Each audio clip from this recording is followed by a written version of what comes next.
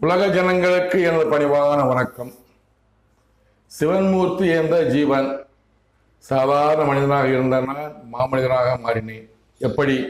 வேளாண்மைத்துறை அதிகாரியாக இருந்த நான் செய்யாத குற்றத்திற்காக மத்திய சிறையில் 16/6/2006 முதல் 12/6/2018 வரை சிறையில் 1500 சிறைவாசியாக இருந்தேன்.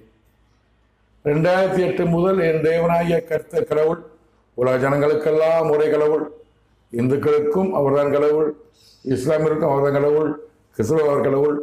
அவர் என்ன பிரியமாக இருந்து நம் ஆவியால் அபிஷேகப்படுத்தி என்னோடு கூடவே இருந்து திருக்கசன் கூறி வருகிறார். பல காரியங்களை கூறியிருக்கிறார்.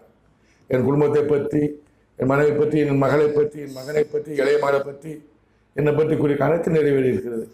மழை பெய்ய சொன்னேன், மழை பெய்கிறது. மழை